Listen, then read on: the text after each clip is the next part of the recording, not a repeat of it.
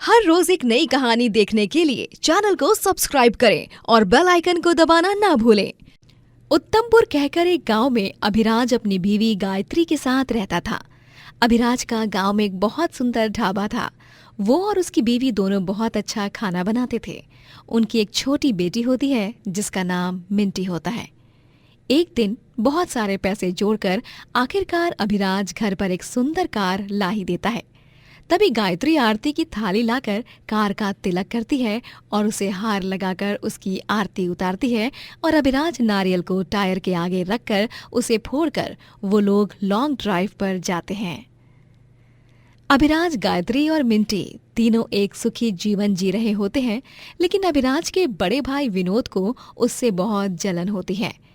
विनोद अभिराज की खुशियां देख ही नहीं पाता। विनोद का सीमेंट का व्यापार कुछ खास काम नहीं कर रहा होता है और अपने छोटे भाई अभिराज को जीवन में इतनी तरक्की करते देख विनोद का खून खौलता है। उसकी बीवी का नाम पूनम होता है। विनोद, क्या देख रहे हो अभिराज को दूरबीन से? देखो देखो कैसे खुशियां मना रहा है अपनी बेटी और लुगाई के साथ। अपने बड़े भाई का तो कुछ आदर सम्मान ही नहीं है। करेगा भी क्यों? मैं गरीब जो ठहरा, और भाई साहब तो दिन ब दिन अमीर होते जा रहे हैं। अब ये बात कड़वी तो है, लेकिन उतनी सच भी है। तुम्हारे और अभिराज में देखा जाए तो अभिराज उम्र में तो तुमसे छोटा है, लेकिन काम के तौर तरीके के मामले में वो तुमसे कई कई कई गुना ज्यादा बड़े ओहदे का है। बस बस, अब ज्यादा जले पर नमक मत छिड़को। विनोद एक दिन अपनी साइकिल से जा रहा होता है। तभी वो अभिराज के घर के बाहर उसकी नई चमचमाती हुई कार देखता है और आगे जाकर देखता है कि उसके ढाबे के बाहर इतनी भीड़ है कि पूरा रास्ता पैक हो गया है। ये दृश्य देखकर उसे और भी ज्यादा जलन होती है। वो अपने गुस्से को कंट्रोल नहीं कर पाता और एक दिन वो उसे एक तालाब के यहाँ बुलाता है। क्या हुआ विनोद भैया, आपने मुझे इतने महीनों बाद फोन किया और यहाँ, मगर ताल के पास बुलाया? आखिर बात क्या है? सब ठीक तो है ना? पूनम भाभी कैसी हैं? विनोद हंसने लगता है और वो अभिराज को लात मारकर तालाब में फेंक देता है। तालाब में कई सारे भूखे मगरमच्छ तैर रहे होते हैं और बेचारा अभिराज उनका भोजन बन जाता है। लंबी तहकीकात के बाद पुलिस को अभिराज के सिर्फ कपड़े और कुछ शरीर के भाग ही मिलते हैं। पति अभिराज के जाने के बाद अब गायत्री और मिंटी की दुनिया खत्म हो चुकी थी। उन दोनों को बहुत ही गहरा सदमा लगा होता है, लेकिन फिर भी अपनी बेटी के भविष्य के लिए और उसका जीवन संवारने के लिए गायत्री विचार करती है कि वो अब अपने पति का ढाबा चलाएगी। लेकिन जब वो ढाबे पर पहुंचती है तभी वो देखती है कि उस ढाबे की जगह अब एक पार्लर बन रहा होता है। ये क्या? ये कैसे हो सकता है? यहाँ पर तो अभिराज जी का ढाबा था, फिर ये ब्यूटी पार्लर कैसे? तभी गायत्री देखती है कि वहां पर उसका क्रूर जेठ विनोद आ जाता है। वो क्या है ना गायत्री, कि अब तुम्हारा पति यानी हमारे छोटे भाई का स्वर्गवास हो चुका है, तो हमें लगा कि अब ये ढाबा तो बंद पड़ जाएगा। इसलिए हमने इस ढाबे के मालिक से बात करके अपने क्लाइंट को ये ढाबा दिलवा दिया किराए पर। अब तुम्हें तो पता ही होगा ना कि हम एक सीमेंट व्यापारी होने के साथ एजेंट भी हैं, जो लोगों को घर और किराए का घर दिलवाते हैं। मैं आपको अच्छे से जानती हूँ भाई साहब, आप कभी नहीं सुधरेंगे। गायत्री वहां से चली जाती है। वो कई जगहों पर काम ढूंढने जाती है और घर बैठे भी अखबार द्वारा कई सारे लोगों को कांटेक्ट करने की कोशिश करती है, लेकिन उसे कहीं भी नौकरी नहीं मिलती है, जिस कारण वो बहुत दुखी हो जाती है। फिर एक दिन वो अपने आंगन में रखी हुई कार देखती है और उसे एक बेहतरीन सुझाव आता है। अरे वाह, क्यों ना मैं इस कार का इस्तेमाल ढाबा बनाने के लिए करूं, क्योंकि मेरे पास बहुत कम पैसे हैं जिनसे मैं ठेला या लारी नहीं खरीद सकती। मैं अच्छा अच्छा खाना बनाकर बेचूंगी। अब इस कार को तो मैं नहीं बेच सकती, क्योंकि ये मेरे पति की आखिरी धरोहर है और मैं इसे कहीं नहीं जाने दूंगी। उनकी इस आखिरी धरोहर के साथ ही अपने जीवन की नई शुरुआत करूंगी। गायत्री अब उस कार की एक ढाबे की तरह बनावट करती है और उसे अच्छे से सजाती भी है, और वो घर पर खाना बनाती है और बड़े बड़े बर्तनों में खाना बनाकर उसे कार में रखकर चौक पर बेचने जाती है। लोग गायत्री के इस अनोखे कार ढाबे को देखकर बहुत खुश हो जाते हैं और उसके कार ढाबे के पास खाना खाने आने लगते हैं। वाह, क्या स्वादिष्ट पुलाव है, मजा ही आ गया सच में। मुझे एक और प्लेट पुलाव दे दो भाई। अरे ये वेज थाली भी बहुत टेस्टी है। रोटी सब्जी जैसी सिंपल डिश कभी इतनी अमेजिंग और जायकेदार लगेगी ये मैंने सोचा ही नहीं था। आपके इस अनोखे कार ढाबा का सारा खाना एकदम कमाल का है गायत्री जी। जिस तरह से अभिराज के ढाबे के बाहर ग्राहकों की लाइन लगती थी, ठीक वैसे ही अब गायत्री के कार ढाबा का खाना खाने के लिए ग्राहकों की लंबी लंबी लाइन लगती है। ये सब पूनम देखती है और घर जाकर वो विनोद को सब कुछ बताती है। तभी गुस्से से आग बबूला होकर वो कहता है, अब चाहे कुछ भी हो जाए मैं उस गायत्री को बर्बाद करके ही रहूंगा। केरोसिन कहाँ है? केरोसिन? लेकिन केरोसिन क्यों मांग रहे हैं आप? जितना कहा गया उतना करो ना पूनम, क्यों दिमाग दौड़ा रही हो अपना? रात के लगभग 10:30 बज चुके थे। तभी गायत्री अपना कार ढाबा बंद करके घर के लिए निकल रही होती है, लेकिन अचानक से वो दो लोगों की परछाई देखती है और जब पीछे मुड़कर देखती है तो वहां पर हाथ में केरोसिन का डिब्बा लिए विनोद और माचिस लिए पूनम खड़े होते हैं। गायत्री घबरा जाती है। भाई साहब, भाभी, आप दोनों यहाँ पर? ये सब क्या है?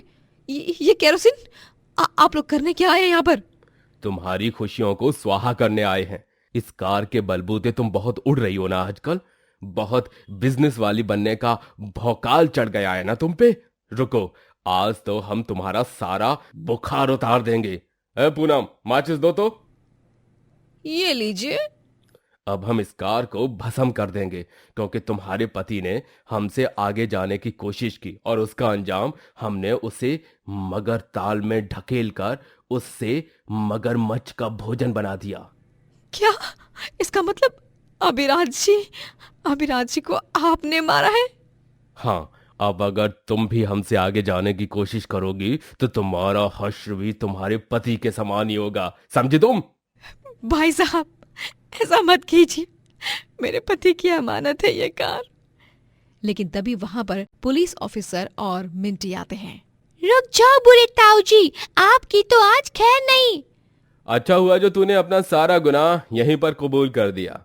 अब चल यहाँ से सीधे जेल में, अब वहीं तेरा नया घर होगा। लेकिन लेकिन मेरी बात तो सुनिए। ये सब पुलिस ऑफिसर विनोद और उसकी बीवी पूनम को गिरफ्तार करते हैं। मैंने ताऊ जी को आपको परेशान करते हुए देख लिया था माँ, इसीलिए मैं दौड़ते दौड़ते पुलिस वाले अंकल के पास गई और उन्हें अपने साथ यहाँ पर ले आई। वाह, बहुत खूब मेरी बहादुर बेटी। गायत्री अपने कार ढाबा के जरिए पूरे गांव में मशहूर हो जाती है और वो ढेर सारे पैसे कमाकर गांव में अपना एक बड़ा ढाबा खोलती है और जीवन में कामयाबी की सीढ़ियां चढ़ती है और खूब तरक्की करती है। गोविंदपुर नामक एक गांव में रामलाल मैंगो मिल्क शेक वाला ये नाम काफी मशहूर था। रामलाल का मैंगो मिल्क शेक सभी गांव वाले बड़े ही चाव से पीते। गर्मियों ने इस साल भी अपनी दस्तक जल्दी ही दे दी थी और इसी के साथ यहाँ रोजाना रामलाल के यहाँ मैंगो मिल्क शेक पीने वालों की भीड़ जमी हुई रहती थी। हा हा हा, वाह वाह वाह वाह, ठंडा ठंडा मैंगो मिल्क शेक पीकर तो मजा ही आ गया। अरे भाई, इसी बात पर मुझे एक गाना याद आ रहा है। हमें इस गर्मी में जीने की चाहत न होती अगर मैंगो मिल्क शेक न होता, अगर मैंगो मिल्क शेक न होता। अरे भाई ऐसे गा कि अगर रामलाल काका का मैंगो मिल्क शेक न होता, क्योंकि पूरी दुनिया घूम लो लेकिन रामलाल काका के जैसा मैंगो मिल्क शेक और कहीं भी नहीं मिलेगा। ये बात तो उतनी ही सच है भाई। अरे भाई, धन्यवाद धन्यवाद, यह तो आप सबका बड़प्पन है और कुछ नहीं। रामलाल का मैंगो मिल्क शेक हर किसी का फेवरेट था। रामलाल अपनी बीवी वसुधा के साथ रहता था। उनका एक बगीचा था जिसमें आम उगते थे। वो बगीचा रामलाल के पिता का था, जो अब रामलाल के काम आ रहा था। रामलाल का बेटा कान्हा शहर में पढ़ाई करने गया होता है। जी, परसों कान्हा का जन्मदिन है, अपने तोहफे तो भिजवा दिए ना उसके लिए। हाँ वसुधा, मैंने कान्हा के लिए तोहफे और पैसे भिजवा दिए हैं कब के, तुम चिंता मत करो। ठीक है जी, बस अब जल्दी से मेरे कान्हा की पढ़ाई पूरी हो जाए और उसे अच्छे वेतन वाली नौकरी मिल जाए शहर में, बस और क्या चाहिए। मिलेगी ना, क्यों नहीं मिलेगी। मेरा बेटा बहुत होनहार और होशियार है, तुम चिंता मत करो वसुधा। वसुधा और रामलाल दोनों का जीवन गांव में बहुत अच्छी तरह से चल रहा होता है।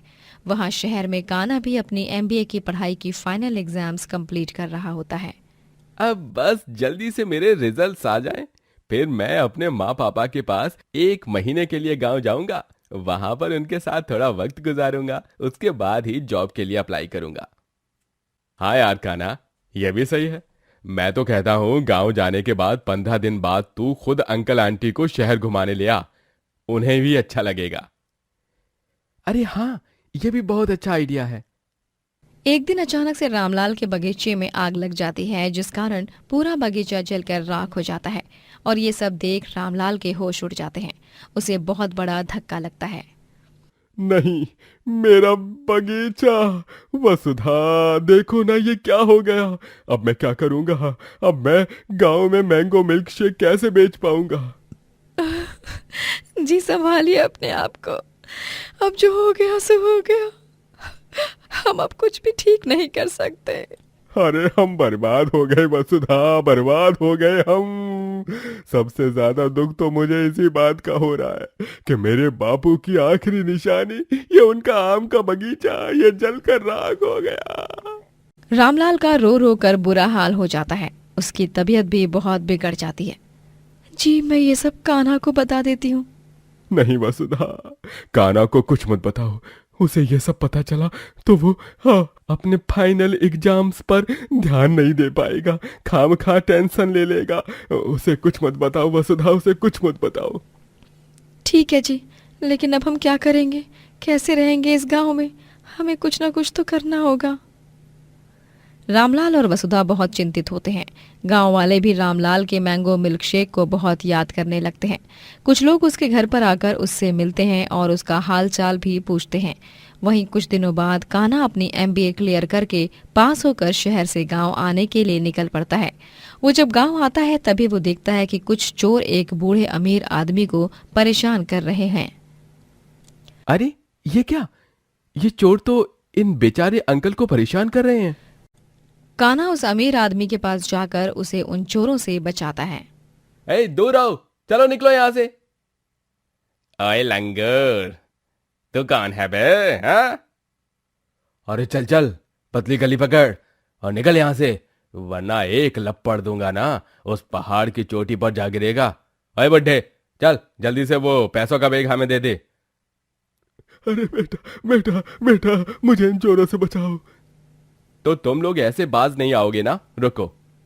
कान्हा गुस्से में आकर सड़क पर पड़ी 2 बैम्बू की लकड़ियां उठाकर उन चोरों की जमकर पिटाई करता है और उन्हें वहां से भगा देता है। बूढ़ा अमीर आदमी कान्हा को पैसों का बैग में से एक नोट की बंडल निकाल कर दे देता है। ये लो बेटा, ये पैसे रख लो। तुम्हारा नाम क्या है बेटा? मेरा नाम कान्हा है अंकल, लेकिन ये पैसे मैं नहीं रख सकता, क्योंकि मैंने आपकी जान इंसानियत के नाते बचाई है, ना कि इन पैसों के लिए। अरे मैं जानता हूँ बेटा, लेकिन तुम सच में भगवान कृष्णा का रूप बनकर आए हो मुझे बचाने के लिए, और ये पैसे मैं तुम्हें अपना आशीर्वाद समझकर दे रहा हूँ। प्लीज बेटा, मना मत करो। ये लो, ये लो। लेकिन अंकल। रख लो कान्हा बेटा, जुग जुग जियो बेटा, जुग जुग जियो। कान्हा को ना चाहते हुए उस बूढ़े आदमी का मन रखने के लिए वो पैसे स्वीकारने पड़ते हैं। जब कान्हा घर जाता है तभी वो देखता है कि वसुधा और रामलाल चिंताग्रस्त होकर सर पर हाथ धरे बैठते हैं। वो ये भी देखता है कि गांव में रामलाल का मैंगो मिल्क शेक स्टॉल बंद है। ये सब क्या हो गया है माँ पापा? अरे बेटा, हमारा बगीचा जलकर राख हो गया, अब हमारे पास कुछ भी नहीं बचा। तू इस सब की कोई चिंता मत कर कान्हा, तू रुक, मैं आरती की थाली लाती हूँ। तेरी आरती और नजर उतारती हूँ बेटा। वसुधा कान्हा की आरती उतारती है और उसकी नजर भी उतारती है। तभी कान्हा अपने बैग में से एक मिठाई का बॉक्स निकालता है। बस हो गया पापा, अब दुखों को करो गुड बाय और खुशियों को करो वेलकम। ये लो, मुंह मीठा करो। लेकिन क्यों बेटा? पहली बात तो मैंने एमबीए क्लियर कर लिया है, और दूसरी बात ये कि बगीचा तो हमें मिलेगा, लेकिन ये नहीं दूसरा वाला। ये दोनों खुशखबरी सुनकर वसुधा और रामलाल अत्यंत खुश हो जाते हैं। कान्हा उन दोनों को उस आदमी के दिए हुए पैसे दिखाता है और वो उन्हीं पैसों से एक सेठ से बगीचा खरीदता है, जहाँ के आम से वो और उसका पिता रामलाल फिर से मैंगो मिल्क शेक बेचने लग जाता है।